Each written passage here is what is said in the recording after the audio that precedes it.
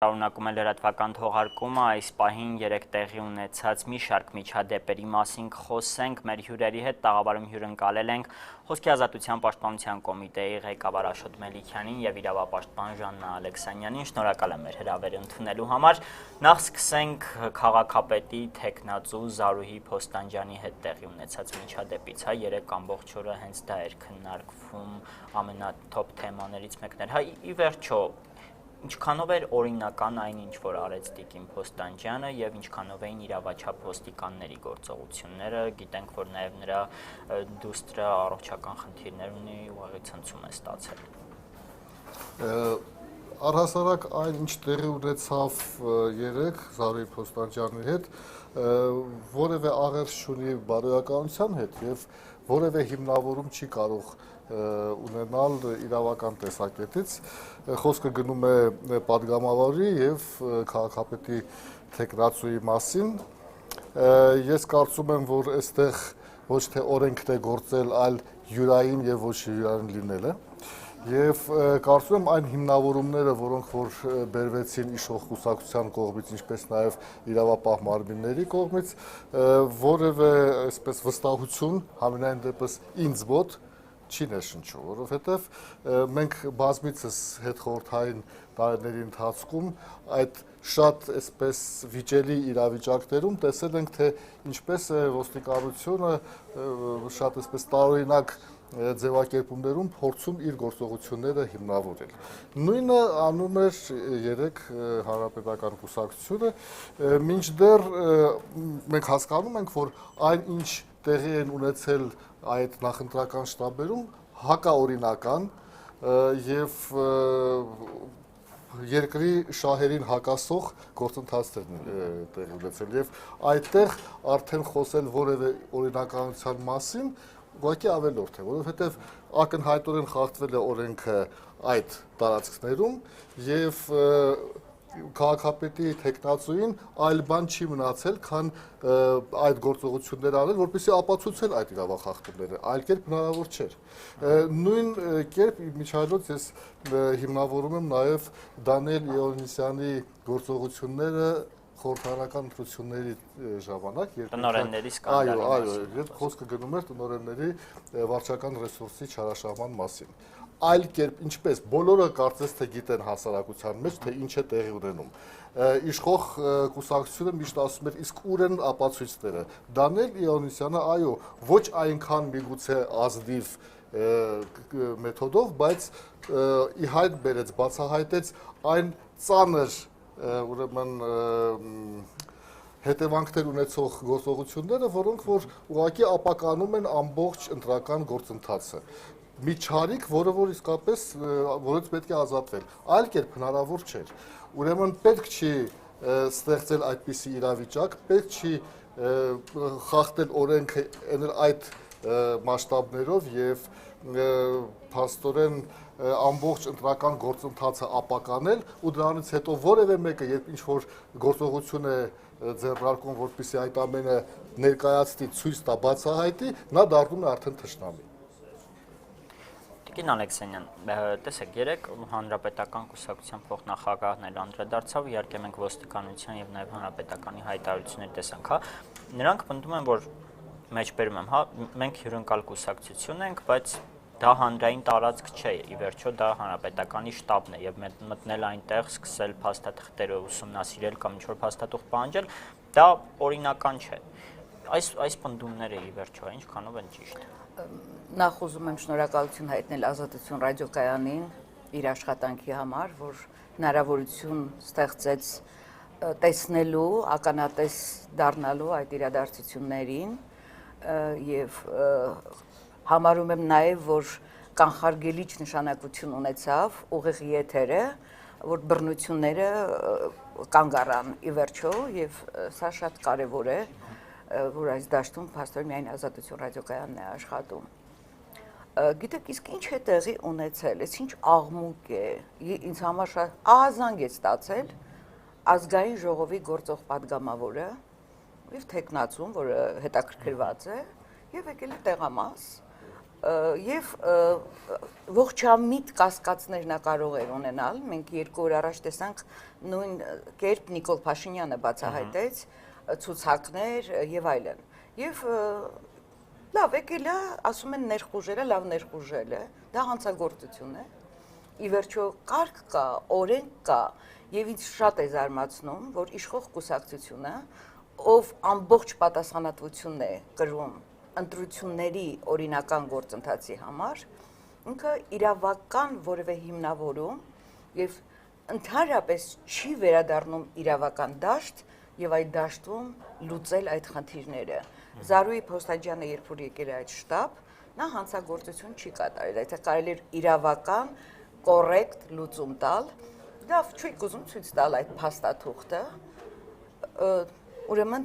մտածեք այն ընթացակարգը, ինչ որ դուք պետք է անեք, այսինքն իրավական դաշտում նկատի ունեմ։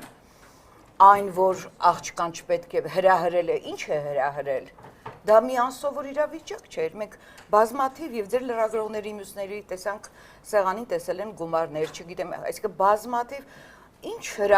էր հրահրում, ասում էր այդտեղ փաստաթուղթ կա, կամ ցույց տայիք, կամ եթե ցույց չէիք տալի, ուրեմն կոռեկտության այն սահմանում, որ այդ իրավիճակը չստեղծվեր եւ մենք չտեսնեինք, թե ինչպես կնոջը 4 երեխաների մայր զավակը իր կողքին կանգնած մի քանի տասնյակ մի ամբողջ գումար տակ ուրեմն Զարուհի Փոստանջյանի նկատմամբ բռնություն է գործադրում։ Սա ինչ եմ պատկերացնում էլի, թե ինչ կարող է ցանկացած միտեղ, այսինքն տեսնեն, թե ինչպես էին տանջում այդ կնոջը, ինչ տառապանքներ պատճառեցին այդ կնոջը։ Որևէ բան սա չի կարող արդարացնել, երբ ուրեմն նա ներխուժել է, մուտք է գործել, սա հանրային տարածք չէ։ Եվ Աշոտյանը, երբ որ խոսում է ավանդական հայացքների մասին, որը մեզ բնավ չի հետաքրքրում, որ աղջկան չպետք է իր հետ բերեր, նրա ավանդական այդ ուրեմն հայացքների մեջ երևի բռնությունը կիրառելի է եւ ինքը առհասարակ դրա մասին չի խոսում։ Ասենք, գիտեք, ես շատ եմ զարմանում, որ այդ հանրապետական ներկայացուցիչները առհասարակ չեն մտահոգում իրենց հեղինակության, այդ ստի, կեղծիքի, զրո վերաբերմունք հանրության կողմից, ասենք, այդ հանրապետականի ցանկացած գործողության։ Հիմա նրանք, որ ասում են, այսօր Շարմազանովն էլ է ասում, որ դա խուլիգանություն էր, այնինչ տեղի ունեցավ։ Ուրեմն խուլիգանության հոդվածով, եթե դու տենց որակումներ ես տալիս, գործ հարուցեք եւ պարզեք ինչա տեղի ունեցել, ինչա հրահրել Զարուհի Փոստանջյանը, որևէ հիմք չունեն դա ասելու եւ մենք չենք հավատում հանրապետականի այդ ասացին։ Եթե նրանք կհանեին այդ թուղթը եւ ցույց կտային եւ մենք կտեսնենք որ այնտեղ ոչինչ չկա, ուրեմն կմտածեինք, որ Զարուհին հրահրել է։ Բայց այսօր եւ բազմաթիվ տարբեր հանրապետակ ու բոլորը տղամարդիկ են, որ մոռացել են, որ իրենք տղամարդ են։ Իրենք իրենց տեսնում են որպես հանրապետական, ասենք Խոսրով Հարությունյանը մեղադրում է Զարուհի Փոստանջյանին, ասում է իմ դեմ ահաբեկչություն է նա գործադրել, այսօր կարդացի գալուց առաջ։ Շարմազանովը այդտեղ ասում, Աշոտյանը չէ, բայց դուք տղամարդիկ եք, այդ մի քանի գումարտակ ոստիկան, դուք բոլորը, ու Զարուհին մենակ։ Այդտեղ չգիտեմ, ցավում եմ շատ եւ մենք աջակցում ենք։ Մի այսպիսի հարց է, որպես իրավապաշտպան։ Հանրապետականները ասում են, եթե ահազանգ կար, թող ոստիկանություն հրավիրեր, ոստիկանությունը գար, պարզեր։ Ուրեմն եթե մենք տեսնում ենք, որ ոստիկանությունը, ինչ վստահություն ոստիկանության նկատմամբ, այսինքն կարող է լինել։ Մենք տեսանք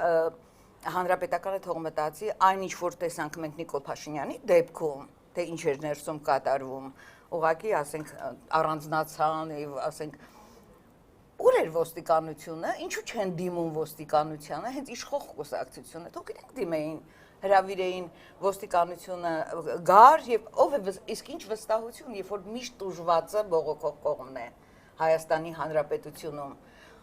Ինչի մասին են Բացի դա էլ երևում էր եւ նախորդ օրը թե ոստիկանությունը ինչպես էր պաշտպանում հանրապետականների շտաբը բոլոր որևէ այլ այցելուներից բացի կաշառք վեստորներից։ Եվ ասում է թող դիմեր Զարուհի Փոստանջյանը ոստիկաններին։ Եվ որևէ վստահություն այս առումով ոստիկանությունը ուղղակի չէր կարող վայելել Եվ ես հասկանում եմ, ինչու Զարուհի Փոստանջյանը չէր ուզում դիմել։ Ի վերջո ոստիկանները, որ եկան, նաև ոստիկանները սկսեցին իր դեմ աշխատել եւ ոչ թե իր իրավունքները պաշտպանել, կրկնում եմ, падգամավորի եւ քաղաքապետի տեխնացուի։ Այնպես որ այստեղ միշտ նկատելի է եղել եւ Նիկոլ Փաշինյանի դեպքում եւ Զարուհի Փոստանջյանի դեպքում յուրայինների եւ այլերի, ուրեմն այլ։ Մի էսպիսի հարց է, շտաբը հանրային տարածք է, այսինքն իրավունք ունի ի վերջո մուտք գործել։ Քանի որ դուք այո, անդրադարձաք դրան, ես մի անգամ արդեն առիթ ունեցել եմ ասելու այս տաղավարում, հիմա ուզում եմ կրկնել։ Երբ կուսակցությունը վերցնում է եւ պաստառ է կպցնում, որ սա նախընտրական շտաբ է, այդ դեպքում եթե նույնիսկ դա մասնավոր տարածք է, դա դադարում է դառնալ, համենայն դեպս դա ստացվում է արդեն հանրային տարածք, որովհետեւ նախընտրական շտաբում ընտրողները պետք է կարող են բարձրաբանումներ ստանալ, կարող են հարցեր ուղղել, ամեն ինչ, այսինքն եթե որևէ կուսակցության համար պետք չէ հարցնել, կարելի է եթե դա կրկնում եմ նախընտրական շտաբ է եւ այսպես այդ պաստառը կպցրած մարդիկ սպասում են այցելուների, պաստառը կպցվում է նրա համար, որպեսզի քաղաքացիների ուշադրությունը հրավիրեն, ասեն այս սա շտաբ է, այստեղ դուք կարող եք նախընտրական տարբեր բուկլետներ ստանալ, նյութեր ստանալ, պարզաբանումներ ստանալ, ձեր հարցերի պատասխանները ստանալ եւ այլն։ Այսինքն այդպեսի մասնավոր տարածք չի լինում։ Եվ մենք տեսնում ենք, որ մարդիկ գալիս են եւ մտնում են։ Այնտեղ փաստորեն այդ նախընտրական շտաբերը ըստ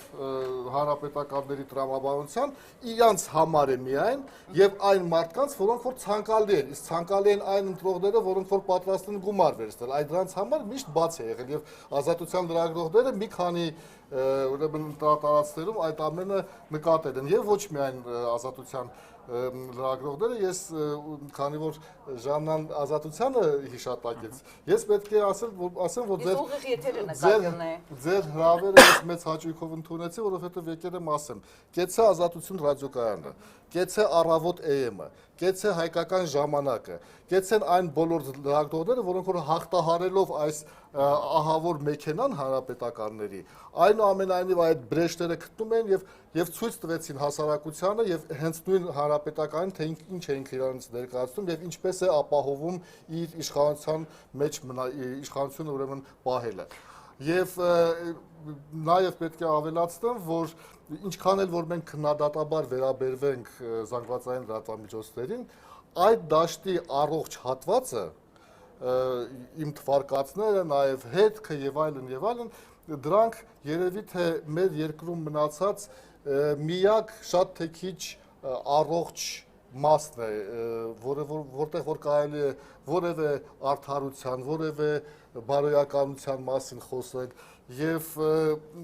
ամեն անգամ, երբ նույն իշխանությունները քննադատում են զանգվածային լրատվամիջոցներին, թող տեսնեն այս որակյալ աշխատանքը եւ միշտ թող բացեն, տեսնեն, թե ինչպես են իրենք վարվում падգամավորի հետ, խոսքը Զարուհի Փոստանջյանի մասին է, թե ինչպես են ֆիզիկական բռնություններ կիրառում իրենց խայտառակությունները բացահայտող ազատություն ռադիոկայանի,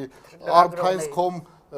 կայքի թղթակցի Տաթև Խաչատրյանի եւ այլն։ Մենք այս առիթով 3 հայտարարությամբ հանդես եկանք եւ մեր հայտարարության տակ ստագրեցին եւս 7 գործընկեր կազմակերպություններ։ Ես կարծում եմ, որ այսօր ընթերցել ենք հայտարարությունը։ Շնորհակալություն եւ կարծում եմ, որ մենք դեռ կանդրադառնանք նաեւ 3 ուշ երեկոյան 114 դպրոցում տեղի ունեցած խայտառակ իրադարձություններին, որի ականատեսը նույնպես իմ թվարկած ուրեմն լրատվամիջոցների ներկայացուցիչներն են եղել։ Այնտեղ նույնպես այսպես աղաղակող խախտումներ է տեղի ունեցել։ Ես կուզեի մի բան հավելեմ, ինձ համար դա շատ էական է։ Ես կարդացի եւ լսեցի նաեւ Կենտրոնական ընտրական հանձնաժողովի նախագահ Տիգրան Մուկուչյանի ուրեմն հայտարարությունները Զարուհի Փոստանջյանի մասին։ Նա հայտարարում է, որ Զարուհի Փոստանջյանը խախտել է ՀՀԿ-ի ընտրական իրավունքը։ Ուրեմն այս դեպքում դիմեք դատարան, զրկեք Զարուհուն անձեռնմխելիությունից եւ դուք շարունակ ասում եք դիմեք իրավապահներին, ոստիկանությանը, որը հանդես է գալի որպես հանրապետականի ախրանա,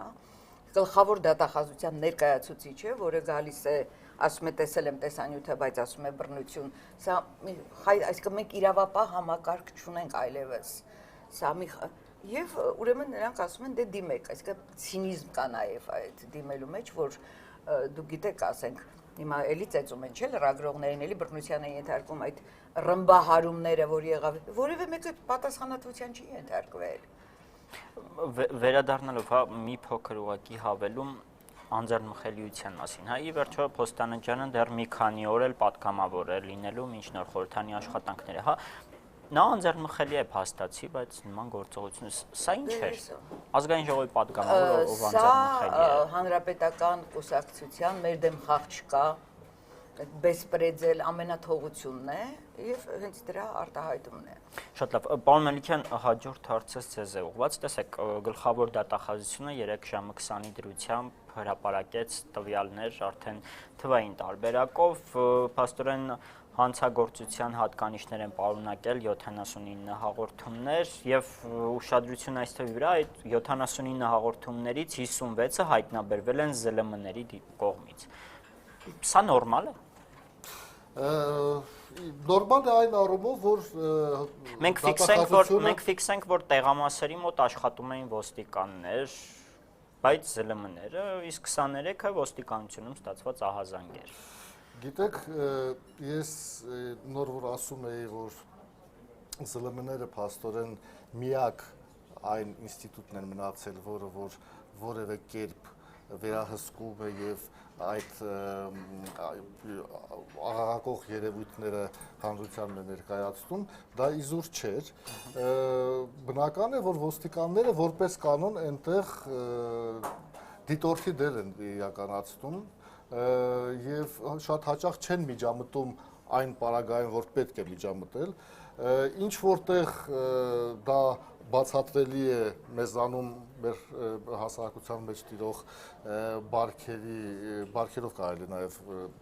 հիմնավորել, որովհետև իսկապես այդ ոստիկանները շատ հաճախ իզորու չեն այդ թաղի հեղինակությունների հետ որևէ ուրեմն առնչություն ունենալ եւ ինչ-որ մի բան արգելել։ Մենք դա տեսել ենք բազմիցս եւ այս անգամ էլ եղավ, որ լրագրողները փաստորեն դիմում են ոստիկաններին, ասում են, այսինքն մի հատ բան է տեղի ունենում եւ ինքը ուղղակի կամ աշխատում է հարթել, կամ չի միջամտում։ Մինչդեռ խախտումը ակնհայտ է։ Եվ այս պարագայում ինչն է, պարոն Մելիքյան, հա, ի վերջո ոստիկան է, ով պետք է պահի օրենքը, բայց տեսնում է ինչ-որ մի բան, օրինակ 3 ավանում տեսնում է կուտակում։ Տեսել են, որ բռնություն են գործադրել մի դիտորդի հանդեպ։ Մեկին սպառնացել էին, բայց ոստիկանները ասում են, մենք չենք տեսել կամ մենք շատ կապ բան չունենք։ պետք է լինի, բայց մեր երկրում չկա։ Պետք է օրենքի գերակայություն լինի, պետք է ոստիկանությունը իր բարձրության վրա լինի, պետք է իշխող կուսակցությունը օրենքը հարգող լինի, բայց մենք նաև տեսնում ենք, որ ոստիկանությունը առհասարակ պետք է ծառայի ժողովրդին եւ օրենքին եւ ոչ թե իշխող ուժին, իսկ մենք տեսնում ենք, որ ոստիկանությունը ընտրությունների օրերին դուրս է գալիս, որպեսզի իշխող կուսակցության շահերը պաշտպանի։ Դա երևում է այսպես անզեն աչքով։ Եվ բնական է, որ ահազանգ ուղարկողներն էլ ոստիկանները հիմնականում չեն, այլ լրագրողներն են։ Իսկ ինչ վերաբերում է նորմալ է թե չէ, նորմալ է այնքանով, որ դատախազության ֆունկցիաների մեջ է մտնում այդպես ուսումնասիրելով հրապարակումները, դրանց հիման վրա ինչ որ գործողություններ նախաձեռնի, ստուգի, տեսնի ինչ է կամ նույն իրավապահ այլ մարմիններին հանձնարարություններ տա եւ վերահսկի, այս առումով նորմալ է։ Եվ եթե դեռ զանգվածային լրատվամիջոցները այդպիսի դեր կարողանում են խաղալ, իրենց հիմնական առաքելությունը կատարել ընտրությունների ժամանակ, ապա իսկապես մենք ունենք։ Այսինքն կարելի է եզրակացնել այս թվային տվյալներից, որ հիմնականում հենց ԶԼՄ-ներն են։ Այո, կարելի է եզրակացնել, եւ դա այդպես էլ կա։ Եվ դա այդպես էլ կա, ավելին ես ասեմ, մենք կարող ենք իհարկե խոսել, որ լրատվական դաշտում հազար ու մի խնդիրներ կան, ես իմ այնտեղ էթիկայի նորմեր, պրոֆեսիոնալիզմի պակաս եւ այլն, որովհետեւ այս մի քանի տարվա ընթացքում ուղղակի մանավանդ առցանց լրատվամիջոցների թիվը շատ ավելացավ, սրընթաց աճ արձանագրվեց եւ այդքան լրագրող էլ չկա, ինչքան լրատվամիջոցներն են։ Բայց ես կրկնում եմ, այդտեղ գոյություն ունի որակյալ հատված, ԶԼՄ-ների որակյալ հատված, որոնք որ իսկապես որպես ինստիտուտ կարևոր սոցիալական դեր են կատարում եւ այս ընտրությունները եւս մեկ անգամ դա ապացուցեցին։ Եվս մեկ հարց եւ անցնենք հաջորդ թեմաներին, հա, պարոն Մելիքյան, իշխող կուսակցության փոխնախագահը նորից մեղադրում է լրատվամիջոցներին երեկվա ասուլիսում մեղադրեց, որ նրանք ուղղորդված հանրապետականի դեմ են աշխատել որոշ լրատվամիջոցներ, այդ թվում նաև Ազատություն ռադիոկայանը։ Ի վերջո, հա, այն ամենը, ինչ որ բացահայտվել էր եւ այն ամենը, ինչ որ հրապարակվեց, հիմնական, եթե ոչ բոլոր դերակատարները, հա, ամեն ինչ կապված էր հանրապետականի հետ, խախտումներ, բռնություն, բոլորի մեջ հանրապետականի անուններ շրջանառվում։ Կարելի է սա համարել ուղղորդված։ Իհարկե ոչ, լուրջ մեկ ընդունի այդ մեղադրանքները եւ պետք է ասել, որ ես լսեցի ինչ որ մի հատված այդ հարցազրույցից, երբ պարոն Աշոտյանը նաև իրեն հռչակեց քաղաքական մեդիա փորձագետ, պետք է հաշվի առնել այդ ամենը, նա նաև հանրային հեռուստատեսությունում փորձեց այսպես անաչառ վարողի դերել ստանձնել, բայց չստացվեց եւ բոլոր հորդորները, որ իշխող կուսակցության փոխնախագահը չի կարող անկողմնակալ վարող լինել որևէ հաղորդման եւ այդ ամենը երևում էր, կանչում էր իշխող կուսակցությունից մի հոգի, արդեն իրանք երկուսով դարան, ավել ինչ որ մի գրպանային ընդդիմության ներկայացուցիչ եւ մի հատ փորձագետ կամ հակառակը ընդդիմություն եւ գրպանային ՀԿ-ից ինչ որ մեկին եւ համարում էր, որ դա դիսկուսիա էր։ Իրականում այդտեղ մեկ այլ կարծիք, այլ մտածելակերպ ունեցող մարդու նկատմամբ ուղղակի այսպես կոշտ ի վերջո հա վերադառնալով իսկ եթե վերադառնանք թեմային, ապա ինչ որ ամեն ինչ կապված իրենց հետ։ Իշխող կուսակցությունը եւ պարոն Աշոտյանը պետք է հասկանա, որ իհարկե լրատվամիջոցները քննադատաբար պետք է մոտենան իշխանությունների եւ դուսաբաների իրենց աշխատանքը, դա սուրբ պարտականությունն է իրեն հարգող լրատվամիջոցին։ Քննադատաբար մոտենալ իշխանությունների քաղաքականությանը, գործողություններին եւ այլն։ Դա չի նշանակում, որ որևէ դրական քայլ պետք չի նկատել, բայց դրանում դժվար է մեղադրել նույն Ազատությանը կամ մյուս որակյալ լրատվամիջոցներին։ Բայց ընտրությունների ընթացքում ինչ դրական քայլեր տեսնես, երբ որ այդ ընտրակաշարքը փաստորեն դառնում է եւ massական բնույթ է կրում, եւ տեսնում ես, որ վարչական ռեսուրսի չարաշահումը արդեն ինստիտուցիոնալիզացված ձևով է կիրառվում, իսկ ինչ է սպասում պարոն Աշոտյանը։ Ավելին, մի բան էլ շատ կարեւոր կա ասելու այս առումով, երբ խորհրդարանական ընտրությունները անցան եւ այդ բացահայտումը Դանիել Յովհաննիսյանը արեց, մենք նկատեցինք ինչպես էին հանրապետականները փորձում հիմնավորումներ գտնել, թե ի վերջո նրանք էլ մարդիկ են եւ կարող են, չէ, համակրել իշխող կուսակցության եւ այն հետո աշխատանքից հետո են արել եւ այլն եւ այլն։ Ծիծաղելի իհարկե հիմնավորումներ էին, բայց այդ հիմնավորումներով վարչական ռեսուրսի չարաշահման հիմնավորումից հետո ես ասում եմ, որ հանրապետականները ընդհանուր մոտեցել են, որպեսզի արդեն ընտրակաշարքներ հիմնավորեն եւ արդարացնեն։ Եվ երեկվա եթերում, երբ որ պարոն Աշոտյանը ասում էր, որ եվրոպական չափանիշներով ուրեմն ընտրություններ անցկացնելու համար հնան տարեկան հաշվով երկրի պետք է մեկ շնչի հաշվով կազմի մոտավորապես 10-12 հազար $, դա արդեն ընտրակաշարքի հիմնավորումներից մեկը կարող է դիտվել, որովհետև ստացվում է, որ աղքատ երկրում ընկալելի է եւ նորմալ է, որ կաշառք տվող եւ կաշառք վերցնող կա։ Եվ ամեն ինչը կարծես թե հանրապետականները չափում են այդ փողի քանակով, հա, բայց հարց է ծագում, դուք իշխանություն եք, այդ փողը բաժանողը դուք եք, ով է ձեզ խանգարում այդ մականունավոր կամ ոչ մականունավոր ձեռնարկատերերին ասել, գիտեք, այդ ձեր կեղտոտ փողերը պահեք ձեզ եւ մեկ ապականի ընտրական գործընթացը այդ բանը չենք ուզում, բայց չեք ասելու, չէ՞ դուք, որտեղ դրանով է դա է հիմքը այս ընտրությունների, ձայն բերելու հիմքը դա է եւ իշխանությունը պահելու հիմքը դա է։ Եվ ասում եմ, որևէ աղերս ունեցող, բարոյականության հետ աղերս ունեցող կուսակցությունը չի կարող այլ մեղադրանքներ այստեղ առաջ քաշել։ Ի վերջո կրկնում եմ, փող բաժանողներ եք դուք, այդ ամենը այսպես ինստիտուցիոնալիզացված է եւ եթե ուզում եք մաքրեք ընտրական համակարգը, ուրեմն մտածեք, թե ինչպես խուսափեք առանց այդ ընտրակաշառքների եւ վարչական ռեսուրսի չարաշահման հաղթեք։ Այդ դեպքում վստահություն կներշնչեք։ Հակառակ դեպքում որևէ հաղթանակ այս տիպի վստահություն չի կարող ներշնչել։ Հաջորդ հարցս ձեզ է, բայց կարծես թե հավելեմ։ Ես հավելեմ մի փոքր։ Ուզում եմ ասել, որ նախորդ Փաշինյանի բացահայտումը, հանրապետական նախընտրական շտաբը եւ սա, որ Ազատություն ռադիոկայանը եթերեր հեռարձակում, այսինքն ամբողջությամբ բացվում է հանրապետականի դեմքը, թե այսինքն այն ինչ որ մենք կասկածում են, փաստեր են դառնում, եւ սա է նրանց շատ մտահոգում, երբ որ մեղադրում են լրագրողներին նաեւ, եւ պատահական չի, որ լրագրողները ծեծվում են շարունակ, հենց այդ միտումով, ոստիկանությունը կարծում է, թե հաջորդ անգամ չեն անի։ Սա է պատճառը։ Ես ուզում եմ ասել, Շարմազանովը այսօր հարցազրույցում ասում է, որ ինչ իրավունք ունի լրագրողը հարցազրույց վարել ընտրական տեղամասում։ Ուրեմն լրագրողը իրավունք ունի լուսաբանել եւ հարցազրույց վարել այնտեղ, որտեղ խնդիր կա, եւ դա նա միշտ պետք է անի։ Ես համարում եմ, որ նաեւ Կարլեն Ասլանյանը շատ պրոֆեսիոնալ էր աշխատում, եւ դա շատ դժվար աշխատանք էր, երբ դու տեսնում ես կնոջը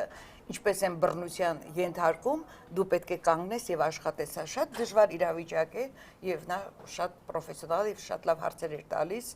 իրավիճակը թույլատնելու, բացահայտելու եւ ամփոփելով այս խոսքս, գիտեք ինչ պիտի ասեմ, իշխանությունը այլասեռություն է, բացարձակ իշխանությունը բացարձակ այլասեռություն է։ Այս խոսքերը շատ համահունչ են այսօր հանրապետական կուսակցության վարքագծին, կեցվածքին։ Եվ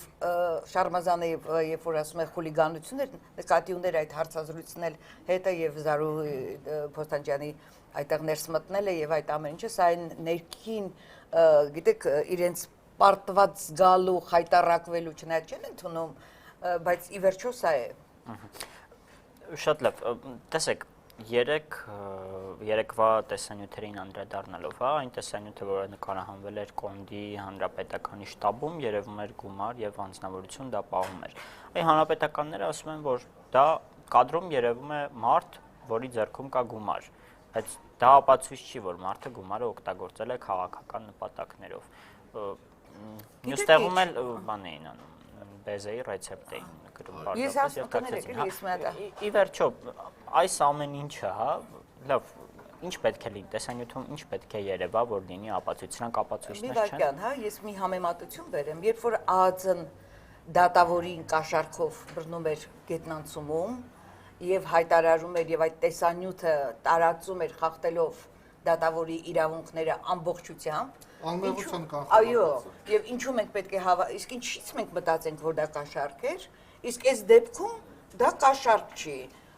Այն դեպքում նրանք ԱԱԾ-ի մակարդակով հաստատում են, որ դա կաշառք է։ Սա ցույց է տալի այդ երկակի ստանդարտները, որ կիրառվում են, եւ այն, որ բացարձակապես չեն, նրանք ուրիշ կերպ չեն կարող մնալ իշխանության, բացի ընտրակաշառք փող տալուց, եւ մարդիկ չեն ուզում գնան ընտրության, այսինքն արդեն դարել է, այսպես ասած, բազար։ Սա է ամբողջ պատմությունը, որ նրանք չեն կարող ընդունել, որ դա կաշառք է, կամ որ ասում են աշխատավարձ են բաժանում։ Որն է այդ աշխատավարձի օրինական հիմքերը, որտեղ են գրանցված, ինչ հարկային մուծումներ են անում, ինչ այսինքն նրանք, քանի որ անպատժելի են, ինչ ուզենան կարող են հայտարարել, ինչպես ուզենան կարող են ներկայացնել։ Շատ լավ, եւ վերջին հարցը, սա երեք մի այսպիսի տենդենս կար, որը վերջին մի քանի ընտրություններին ավելի շատ է նկատում, մարդիկ, ովքեր ունեն շարժվելու հետ խնդիրներ, ծեր են, չեն կարողանում խոսել կամ քայլել, օգնականներ ունեն, ովքեր բերում են տեղամասեր եւ նրանք չեն էլ թաքցնում, որ հանրապետականին են ընտրում, հա։ Ի վերջո, այստեղ ինչ որ խախտում չկա, մարդկանց անել այդ վիճակով տներից եւ բերել, հա, դա այդ մարդկանց ցանկությունն է ի վերջո, որտեղ բողոքում էին շատերը հենց տեսանյութերում բողոքում են, որ իրենց բերեցին։ Թաղամասի բնակչուհին,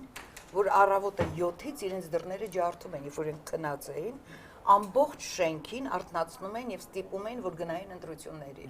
Պատկերացնում եք, այսինքն այդ ստիպողական եւ այդ կինը 91-ամյա, ես տեսա այդ հարցազրույցը, որը կարող էր գալ զուտ իրոք այդ 10,000-ի ակնկալիքով կամ այդ 20,000-ի, ինչպես եւ նա ասեց, հա, եթերում, իսկ նա մի կերպ էր եկել այդ հիվանդ այդ վիճակով, բայց գոնե ապրելու կեցության գումար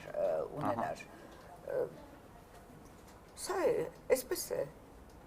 սա է իրավիճակը։ Իրականում իսկապես միջոցների մեջ խտրականություն չի դրվել